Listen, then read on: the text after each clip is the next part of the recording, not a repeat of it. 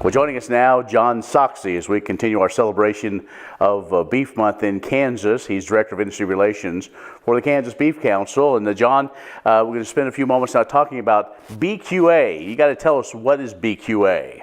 Yeah, Ken, well, first of all, thank you for having us on the program just for a couple minutes to talk about beef quality assurance training. So, we keep continuing to hear that consumers want to know where their food comes from.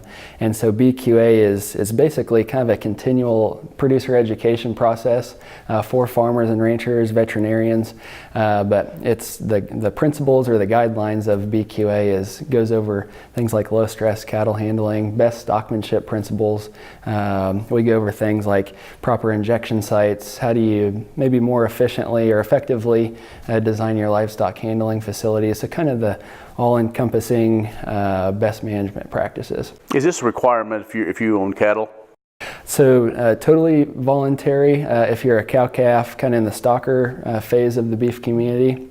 Here about a year or so ago, some packers have required kind of on the feed yard side, if you are retaining ownership of your cattle through the feed yard and they're going to one of those packers, that you will need to be BQA certified. So kind of on the feed yard side, it's mandatory. Cow-calf, it's still voluntary. Okay, so you've been doing a lot of events also and getting a lot of folks qualified and accredited, correct? Yes, so we did 6 in-person trainings.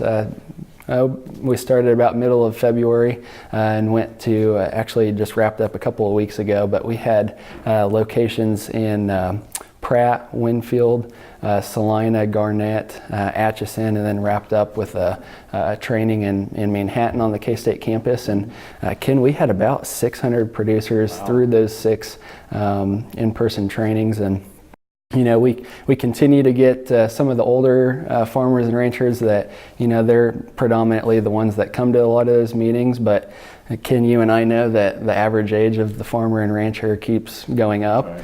And so about the past year or so, we've been trying to focus and key in on those younger farmers and ranchers that are going to be, taking over the operation in the next 3 or 5 years. So that last session in Manhattan we did at K-State, geared towards the ag students, and then did a live broadcast out to Fort Hays State University. Sure. Now you have an event also coming up this fall. Yes, so we will be hosting a regional stockmanship and stewardship event, partnering with NCBA.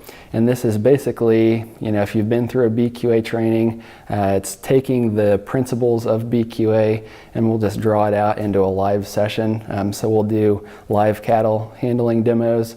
How do you work cattle on foot using stock dogs, horseback. We'll do some shoot side demonstrations as well. So even if you've been through BQA, we'd really encourage you to attend this event. Sure. Find more information online? Yep, you can call our office, Kansas Beef Council office, and ask for myself.